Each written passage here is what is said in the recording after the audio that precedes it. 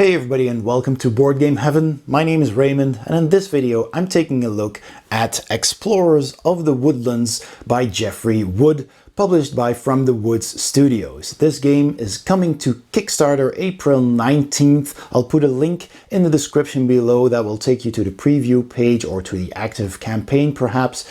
And this is still a prototype that I have here, so everything you will see in this video is not final and the rules are also not 100% final, but I will explain how to play a standard game. Now before I do, I'd like to point you towards my Patreon page if you'd like to support what I do. You can do so for as little as just $1 a month and that'll get you access to some Patreon exclusive videos as well as your name in the credits. Alright, let's get started.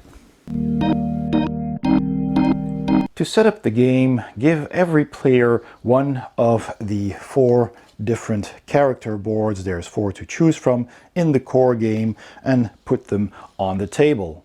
Also give every player their upgrade cards and place them underneath the player board on the left, sliding them all the way in until you see the first icons here.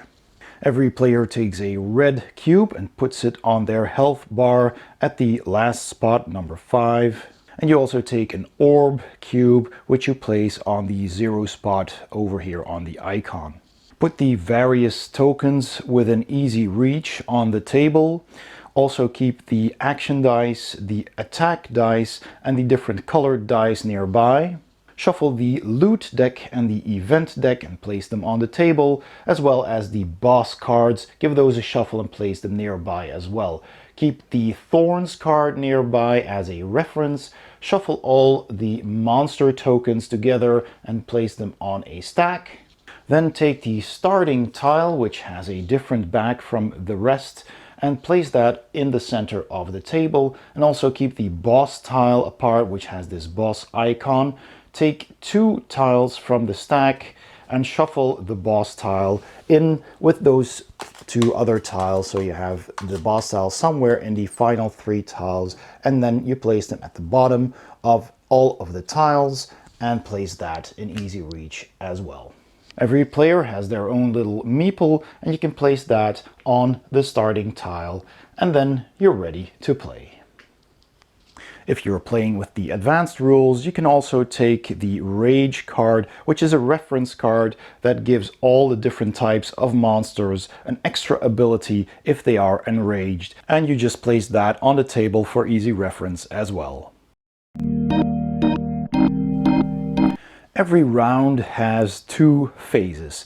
There's the exploration phase and the adventure phase. During the exploration phase, all players in player order, decided at the start of the game, pick 1 tile from the stack, flip that over and decide where they're gonna place it on the table. A new tile, of course, has to connect to the existing tiles, so you can place them anywhere. You can also rotate them and place them anywhere else that you like, as long as they connect.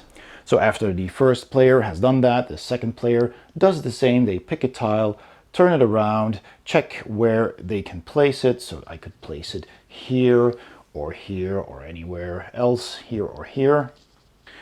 Third player does the same. So for example, they could place this one here, and the fourth player draws another tile. So I could place that here, for example. And once all players have revealed and placed a tile, it's time for the adventure phase. And during the adventure phase, players will again in turn order roll 4 hero dice to activate their heroes according to the dice results that they decide to keep. So these red dice are the hero dice, or the action dice as I sometimes call them.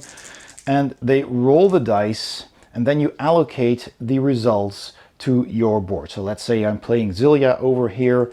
Then I could choose to put the 3, for example, on the first spot, which says a result that has 1, 2, or 3 can be used for movement. Everything is indicated with icons, and an icon next to that number will tell you how many dice you can play on any one of those actions. So this has the infinity symbol. That means I can place as many dice as I want for movement as long as they have a result 1, 2, or 3.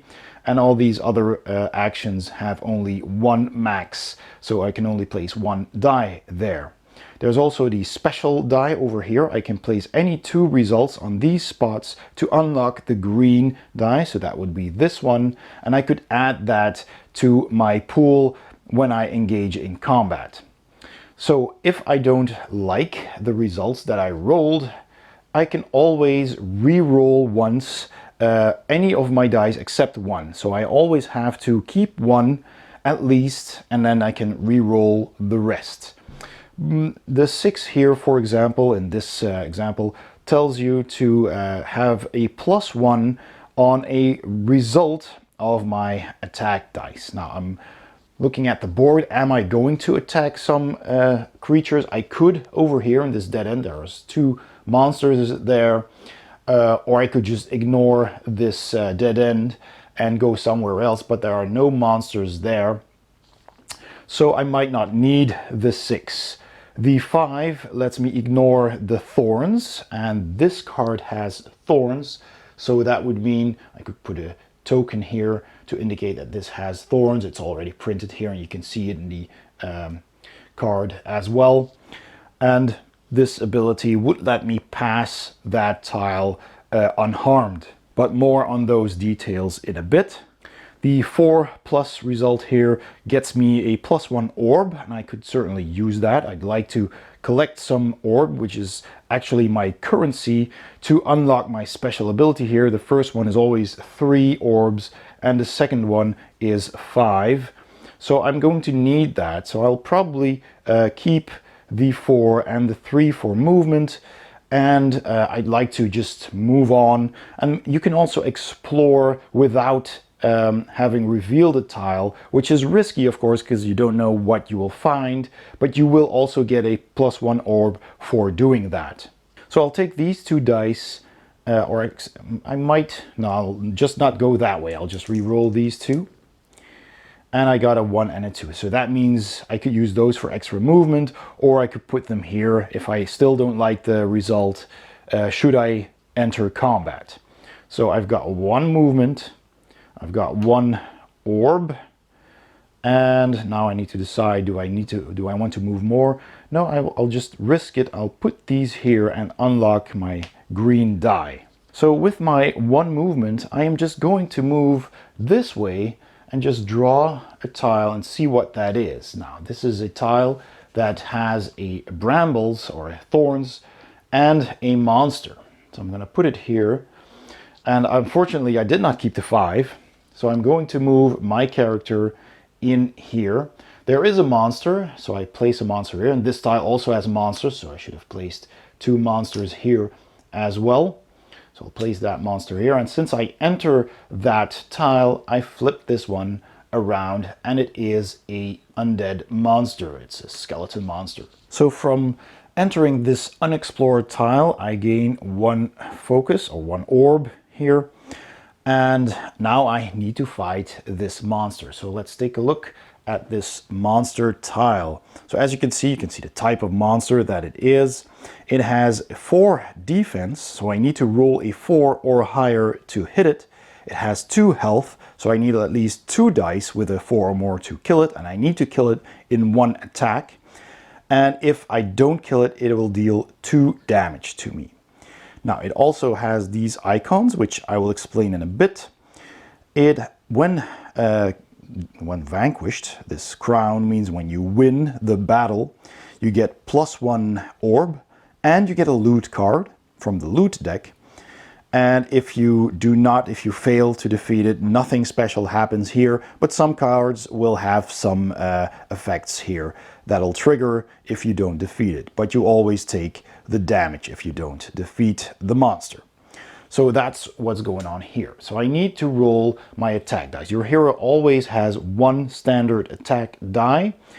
Sometimes you will have cards underneath. You have 3 slots for cards, so that's the maximum number of cards that you can have at any time. And that will sometimes give you extra dice to attack with. Now, I only have the 1 attack die, but I also unlocked my special die, and this die is basically summoned and it will stay with me for the rest of my turn. And I can take all of my actions in any order that I choose. Now I've only had the movement action because this just got me an orb and I didn't do anything else. So now I have these 2 dice and I can roll them to attack the monster. So I rolled a 5 and a 1. Now the 5 is enough to damage it, but the 1 is not. Now I can always spend 1 orb to re-roll a die. So I'm going to do that. I'm going to spend the 1 orb I got from the risky exploration and use it to re-roll this die. Now I rolled a 4. So fortunately that is just enough to defeat it. So I deal 2 damage and the monster is defeated. Now we did see that this monster had those 2 rune icons on them. Now this means it has either a resistance or a weakness to a certain rune. So in this case, if I rolled a purple special action die, I would get a +1 to the result. So this monster has a weakness to the purple rune. But it also has a -1 to the green, so it's actually resistant to the green die, which I just happen to have here. So if I had rolled a 4, that would actually have been a 3. Now fortunately I rolled a 5, so that's a 4, which was still enough to defeat it. So I fortunately win this battle.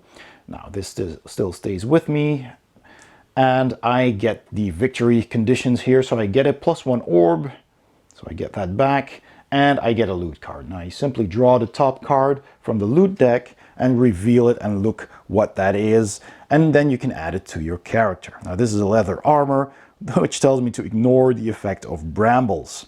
So I'll keep that. Now, because I entered this before I had this, I do have to take the effect of the brambles. I should have actually done that before I battled the monster.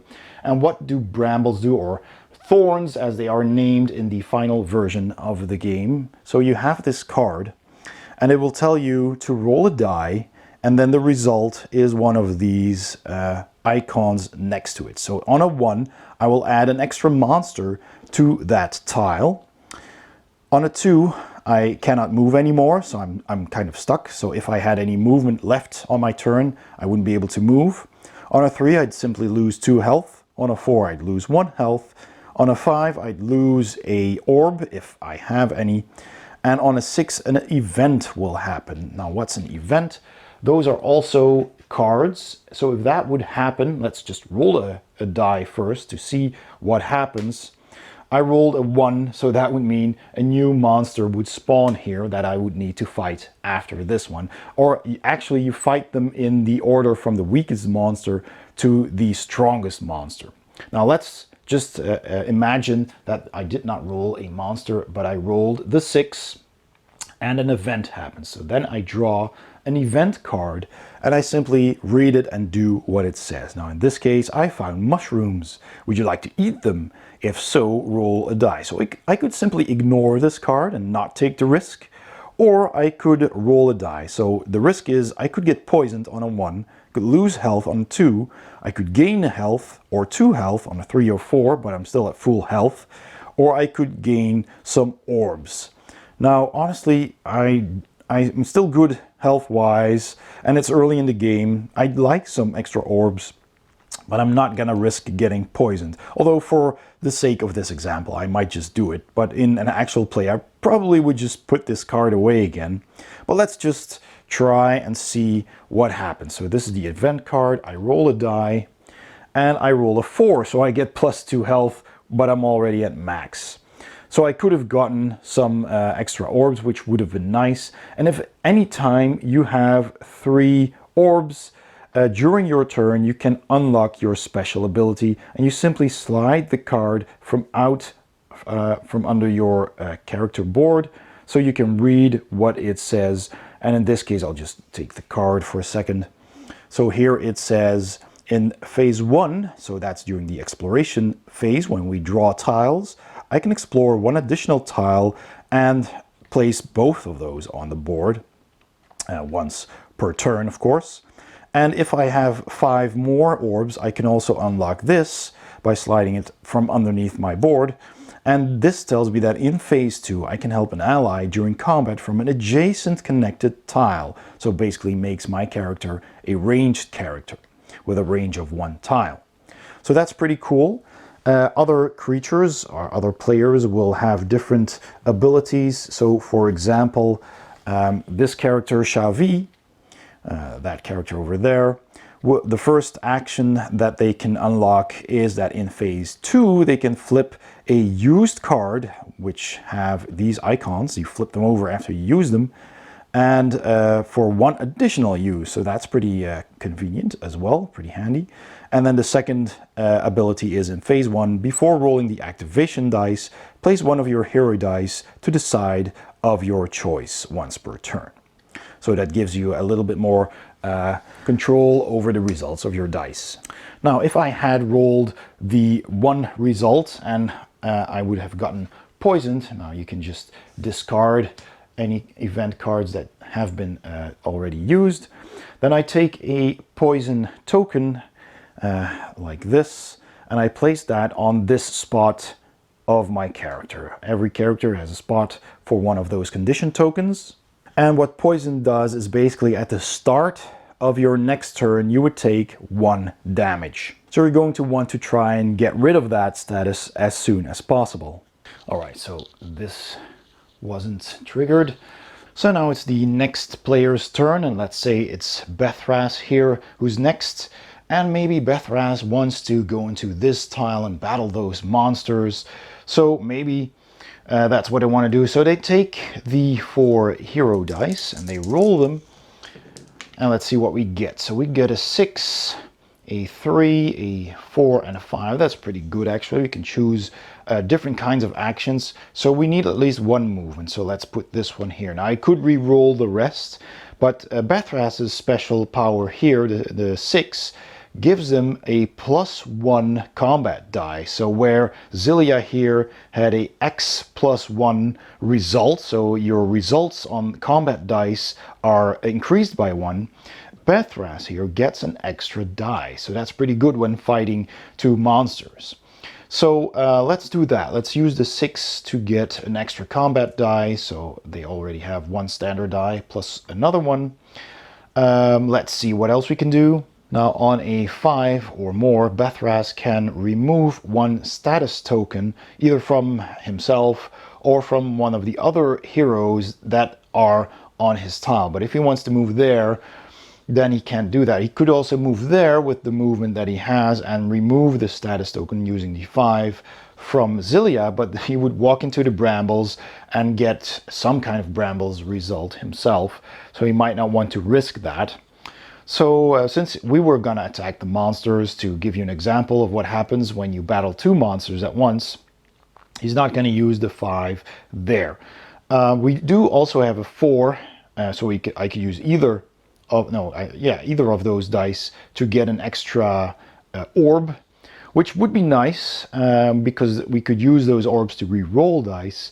But I'm going to use these 2 here to add my special die here so that I can use that one during combat, which gives me 3 dice. So that's pretty good. So I'm going to use my movement to move into this tile, and you can remove these hero dice once you've used them. I've also added an extra die to my pool, so I'll remove this one, and I've gotten the orange die, so I've used all of my hero dice. So now I reveal these 2 monsters. So let's take a look at what they are. So here we have a ghost and a mushroom man. So looking at their stats, the ghost has 3 defense and the mushroom man has 5. So this is the weakest monster. It also only has 1 health. This one has 2. And as you can see, this one deals 2 damage, this one deals 1. They are both weak to the purple die. Unfortunately, Bethras has the orange special die. And when you win, you get either some orbs, and in this case you lose some orbs as well. And this card means that if it is defeated, it gets reshuffled back into the monster pile, because ghosts never really die, they keep coming back. So I'll fight the ghost first and then the mushroom man. So I take all of my combat dice and my special die and I roll them, and I roll pretty high. So on a 3 or higher, I deal damage, and it only has 1, so I very easily defeat this one.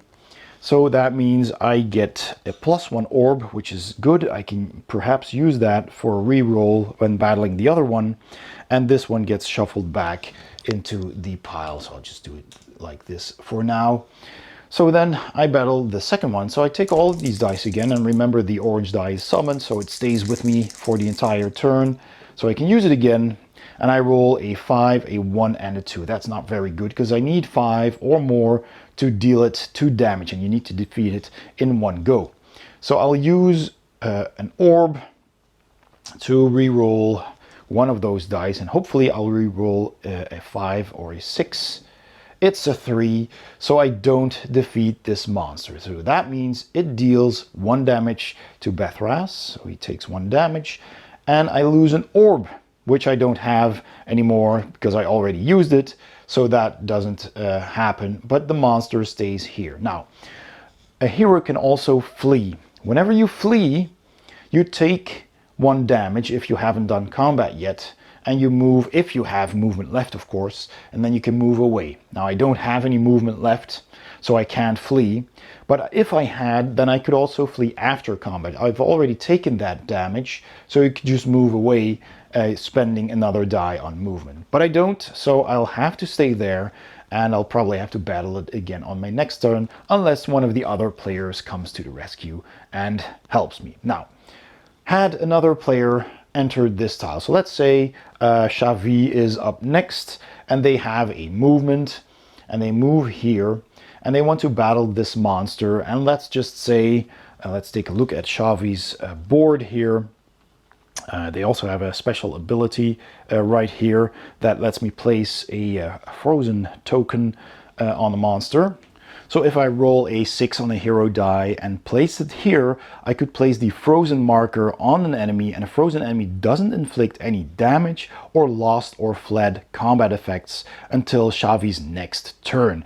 And then you simply remove the token.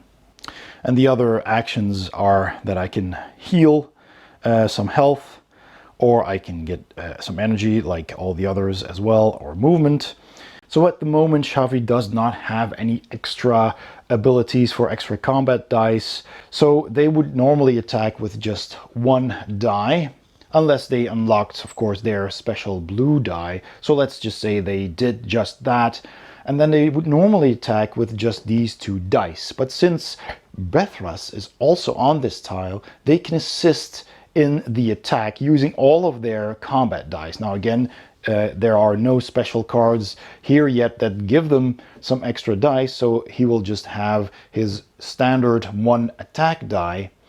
And so then the player playing Xavi could roll their 2 dice, and the player playing Bethras would also roll their 1 combat die and then check the results. So we've got a 5 and a 6, which is enough to deal 2 damage to this monster on a 5 or higher. So they collectively defeat this monster. Now, the winner gets the 2 orbs, but they can choose to divide those orbs over both players. So that means we'll just put the defeated monster here, and Xavi just takes 1 orb and decides to give 1 orb to Bethras for the help. So let's take a look at some of these loot cards that you have. So for example, this card here, the orange staff, tells you to add the orange power die to your dice pool for this combat if you use this card. Now, once you use this card, this icon will tell you what to do with it. If it says this icon with the arrow and the card, it simply means this card must be flipped face down after use, and it will be available again on the next turn. So it's only 1 use per turn, but it's pretty good because you always get the orange die. So that means that any other hero besides Bethras could potentially also use the orange die if, for example, Zilia had found this card. This armor card over here doesn't have an icon, so this is just a permanent effect. They are just wearing this armor and ignoring the effect of brambles in this case. Let's take a look at another card, and this card is a spell book, and that has a card with a cross through it here, and it tells you to add the green and orange power dice to your dice pool for this combat, which is pretty strong, but this icon means that you discard the card after you. So this is a one-use item, but it gives you a pretty powerful effect. And there are all kinds of cool loot cards in this deck for you to discover. Now the tiles, as you saw, also have all kinds of different icons on them. We've already seen the Thorns icon. That simply means you roll a die and check what kind of effect the Thorn effect will have. And in some cases, you will get an extra monster, or you will have to draw an event card, which we have already seen. And just like the loot cards, there are different kinds of event cards as well. So sometimes they're bad, sometimes they're good. This is a good one because we meet a trader. We draw 2 loot cards, and you can buy each one for 3 orbs. And then you discard this card. Now, of course, you need to have these orbs available, and any player needs to be on this tile, of course. That will be the active player. And once that is used, it is discarded. Let's take a look at another, an event card. So in this case, we are ambushed, and we draw 1 monster marker and place it on this tile. So those are some examples of event cards. And this tile, for example, has an event marker. So when you enter this tile, you will trigger an event. So whenever you draw a tile with an event icon on it, you place an event marker on that tile, and then when a hero enters that tile, you discard that token and you draw an event card, because that will trigger only once.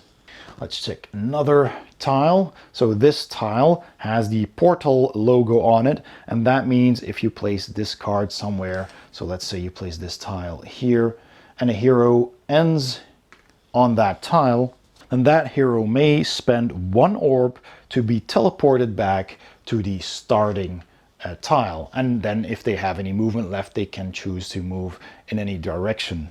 Another example.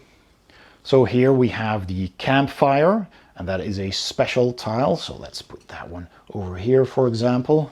And any player that ends their turn on the campfire tile will immediately replenish their entire health. Some tiles will have these loot markers on them, these icons, and that simply means that you place these tokens on... Oh wait, I can't place it here, so let's just place it here, for example. So aside from placing 2 monster tiles on this tile, you also place 2 of these loot markers on it. And then when an active hero enters this tile and has defeated both monsters, once the monsters are gone and dealt with, then any active hero on that tile can discard 1 marker to immediately draw 1 loot card from the loot deck. Now you don't have to do that. You can also just leave these markers there for another player to pick up. But since Bethras doesn't have one, for example, he just takes 1 of those tokens and draws 1 loot card and adds that to their collection. Now heroes can always exchange loot cards if they are on the same tile as another player. So in this case, Bethras could just simply give 1 of their cards to Clethor in this case, or vice versa. There are also a couple of special tiles in here, and one of them is the well tile. So if this is placed on the board, let's place it over here. Then you take these crystal tokens here, and you take as many as there are players in the game. So in this case, if we're playing a 4-player game, you place all 4 of these tokens on this tile. And an active player that enters this tile can then freely take 1 of those tokens and see what it does. And it will also always get you an orb. So in this case, I get +1 orb. There's also a +2 orb, another +2, and even a +3 marker here. So any player entering this tile can take 1 of those and then discard that token and then add the results to their pool. There's also this special merchant tile, and when this is revealed, you place it on the board, of course, on the table, and then you draw 3 cards, 3 loot cards from the deck, and you place them near this tile or somewhere where you can easily see them, and they will remain available at the merchant until all the cards are gone, and they will cost 3 orbs. So any hero entering this tile may spend 3 orbs to buy one of those cards. Or if they have more orbs, they could possibly buy more cards at once. And heroes can also sell items they don't need to the merchant, and then they will get 1 orb in return. Now we've also seen that some of these tiles will have a colored rune on them, and certain events will tell you to place monsters on these runes, and they are also used for the advanced rules and in the scenarios of campaign play. And finally, there is the boss tile, which has this icon on it. And as soon as this tile is revealed, you place a boss card from the deck face down next to this tile. And as soon as a hero enters that tile, so let's place that over here, like so, then that boss card is revealed. Now in a single mission game, like I've demonstrated, you simply draw 1 card after you shuffled this. In the campaign mode, you might have a certain monster boss that you fight at the end of that quest. But in the regular one-offs, you just shuffle the deck and you take that card and you don't reveal it yet. You keep it face down next to the tile along with any possible monsters that spawn on that tile, and possible loot tokens are also placed on it. So let's say that one of the heroes entered this tile with the boss on it, then the boss is revealed as well as any monsters that are on that tile. And just like normal, the weakest monster is always attacked first. Now in the case of the boss, it's always the regular monsters first and the boss last. Now a boss profile is similar to that of the monsters. So you'll have the defense, the health, the amount of damage they do if they are not destroyed. But they also, there's a winning condition and a losing condition, but they also have a threat gauge here, which is these blue spots, and they have certain combat skills printed here on the right. Now as soon as you draw this card, you place a blue cube on the leftmost spot over here. There's an extra cube here, so you would place that on the first spot. And that is basically your timer. If that timer reaches the end, everybody loses the game. So you need to be together, or close at least, once you find the boss. So at the end of your tile deck, then you kind of want to be together as much as possible, because that threat gauge will advance 1 spot after each turn if the boss is still alive, and after each round when the boss is still alive. So since they have 10 slots here, that means that in a 4-player game, you'll basically have 2 rounds to try and defeat it, because, you know, if you don't, you've got 4 players, then the round, and then again 4 players, and then the round. And every time you battle a boss, the active player, before they roll their combat dice, have to roll 1d6 and apply the effects that this boss has printed on the right here. So this is an example, and they are all different. So in this case, it says if you roll a 1, this monster spawns another monster. So you draw 1 monster tile and place it on the boss tile. So that needs to be defeated first before you can attack the boss again. And on a 2, 3, 4, or 5, that means during the combat, that boss is immune to one of these colored power dice. And on a 6, you lose an orb and the boss gains a +1 on the threat track here. And for example, this skeleton boss on the 6 has a shield 5, which means if you roll a 6, its defense is 5 instead of 4 for that turn. And this boss, for example, has a leaf on the 6, and that means if that skill is active, you place a leaf shield marker on the boss, and the first time a wound should be inflicted, you discard that marker and ignore the damage. And the boss can hold several leaf shield markers, and that's these tokens over here. And this boss also has the Thorns icon, and that simply means that you roll a die and apply the Thorns rules as usual, just checking the Thorns reference card.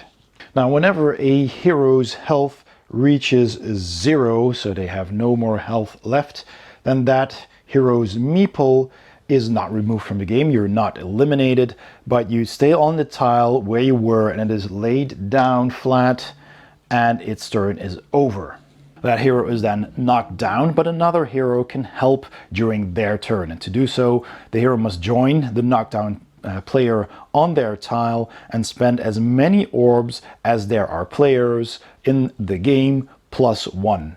So the more players you have, the more orbs you need to spend to revive a player. And when a player is revived, you place their health marker on the first spot. You can also use a healing potion if you have it yourself, or if another player is on your tile, they can simply give it to you. Then you discard this card because this has the X on it, and then you simply gain +2.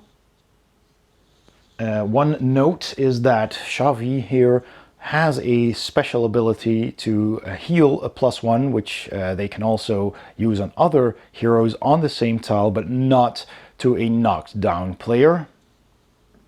And also, if all heroes are knocked down, then the game is also lost. And of course, if you manage to defeat the boss, then you win the game. And like I said at the start, there's also an advanced mode where you use this card so that monsters can get enraged, and when they are enraged, they have an extra ability as written on this card, which makes combat a lot tougher. Plus, the special rune icons will have special effects in the game. And there will also be a campaign mode, which is currently, as I'm filming this, still a work in progress, but it will add special rules, special quests and markers and missions that you can either play individually or as a campaign. And those were all the rules for Explorers of the Woodlands. Again, this is still a prototype and the rules are a work in progress. But let's go to my final thoughts. So my final thoughts on Explorers of the Woodlands by Geoffrey Wood. Now let's start with the components. Now, of course, this is still a prototype, so I can't comment too much on the components, but it is a game that has some very simple components. There's your standard cardboard tiles, so I don't expect to be many problems with that. You've got your cards, and already the cards in this prototype are of a very good quality. They're very thick and they're printed clearly, so the colors are nice and bright. The icons are printed well. That all just looks really good already. We have these really cool looking little shaped meeple tokens. Now these have stickers, but in the final version they will have their illustrations printed on them. So other than that, some cardboard tiles and tokens and cards and these meeples, and of course the standard D6 dice, which is also nothing too complex, just simple D6 in different colors. So I don't expect there to be any problems with the production of this game. It doesn't have any miniatures or other complexities that would otherwise make it difficult. So I'm guessing that the components of this game will be just fine or even very good. We'll have to see. The artwork is exceptionally good. I really love the artwork. It's really phenomenal. I love the art on the box. I love the art of all the different characters and on their character boards as well. It's here. And that just looks really nice. I love the artwork. It's really well done and it's just very colorful and family friendly. This is definitely a game that you can play with just about anyone. It just looks really charming and I like that. That absolutely gets 2 thumbs up for me. When I saw this, I immediately wanted to play it. The theme is also quite fun. You're a group of anthropomorphic adventurers, these animals, and we have different kinds of animals too. I think this one is like a wolf or a fox, the shaman or the druid called Shavi. So we have a mammal. Then you have the bird Zilia. So we have a bird as well. We have a frog, an amphibian, and we have a beetle who is an insect. So we have 4 very different kinds of animals who are exploring the forest and finding all sorts of monsters to, you know, keep their forest safe. And that's pretty cool. I really like that theme. It's of course fantasy and it's exploring. But so it might not be the most original theme, but I like it. I really do. And it was a lot of fun to play. So theme definitely gets a thumbs up from me as well. So then the gameplay, most important thing, of course, of the game is the gameplay. I found it very easy to learn. There's just a thin rule book and it's easy to teach. Now my rule book was still a prototype, of course, but the final version will also have all kinds of illustrations to demonstrate how things work and the icons work and everything. So that'll be, you know, very easy to learn. I found it fun to play. I found it intuitive to play.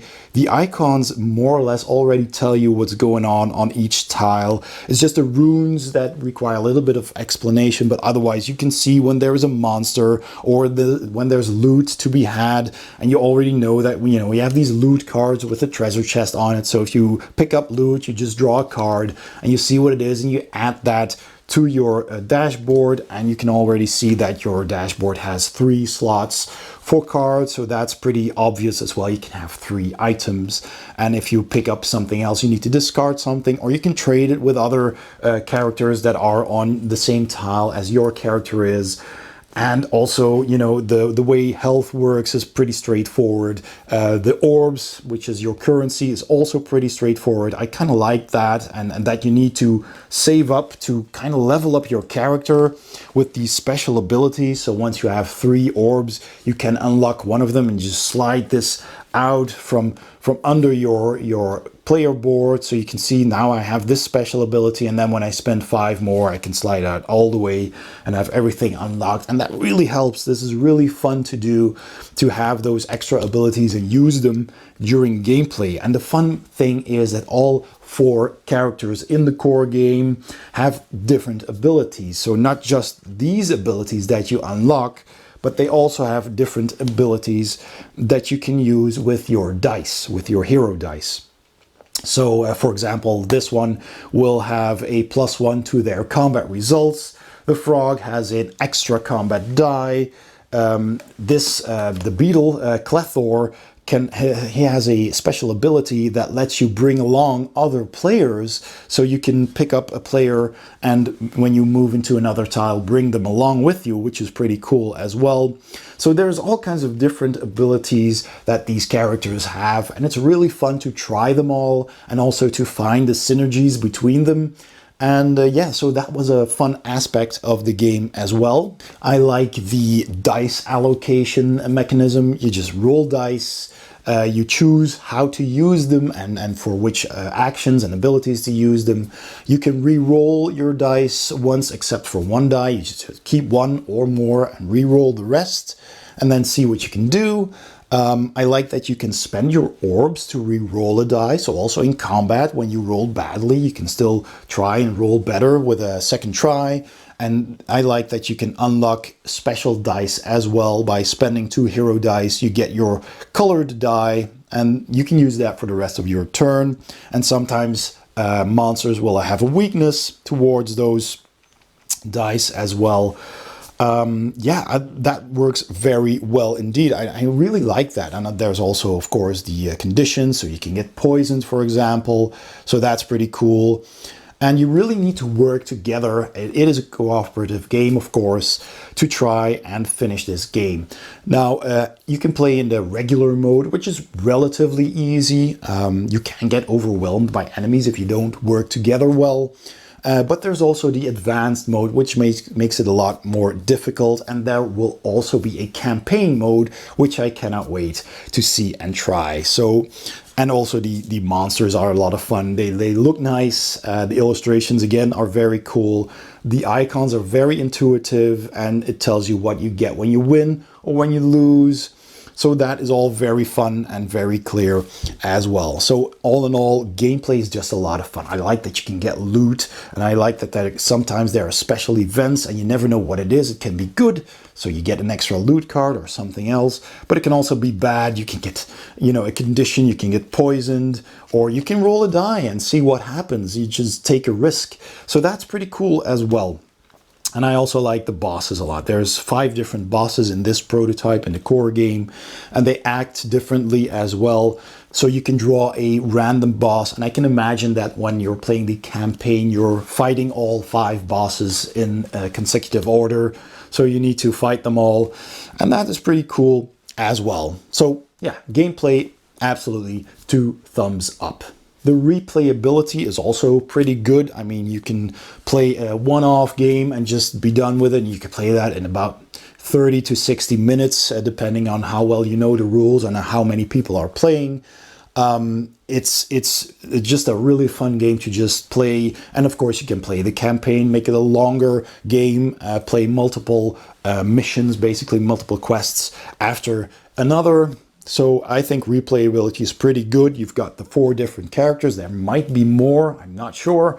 And so you'll have that, and you can try out different characters with their different abilities. And of course, the game will be different every time you play, because you just pick a tile and then put it on the board wherever you want, as long as it fits. So your map will be different every time. And I hear that there is also a mini expansion that adds layers to the game. So you find basically an entrance to the game, to some kind of underground lair or a cave. And then you basically go on a little bit of a side route and fight monsters there. Now, that was just teased to me, so I don't know exactly what that entails, but that seems to be very fun as well, and will of course add to more gameplay. Finally, the game is fully language independent. Aside from the rules themselves, everything on these cards, except for these ability cards, is language independent. Everything uses icons, so except for these. So it is, in fact, slightly language dependent, but if you can explain what your special ability does to someone at the table who doesn't master the English or the French language that the game is published in, then you could just explain it, and it is very easy to remember. So you might need a little crib sheet to write down what these special abilities do of the characters that you picked if you don't know the language that well. But otherwise, everything is explained with icons, and it is just very clear. And it's not that this game is very difficult or complex. You can easily teach this and not need to read anything. Even in the advanced mode, if you're using the rage option for the monsters, if they're enraged, they'll have an extra ability. And yes, there is some text on here as well. But again, one player could explain that. So it's very light on the language dependency. But there is that, so it needs to be mentioned. All right, so that was my opinion of Explorers of the Woodlands. I really enjoyed it. I even did a playthrough with the designer, Geoffrey Wood, a couple of weeks ago. So you can check that by clicking the I in the corner of this video, and you can check that. It's a very fun playthrough. It will give you a good impression of how the game plays, and we also do explain the rules a bit in that playthrough as well. So go and check that out as well, and do check out the Kickstarter by clicking again the I in the corner or the link in the description of this video. That'll take you to the Kickstarter page. And if that sounds like something you might enjoy, go ahead and pledge. And that's it. Thank you so much for watching. I hope you enjoyed the video. If you did, please give it a thumbs up. Don't forget to subscribe if you haven't already. And I'll see you next time on Board Game Heaven.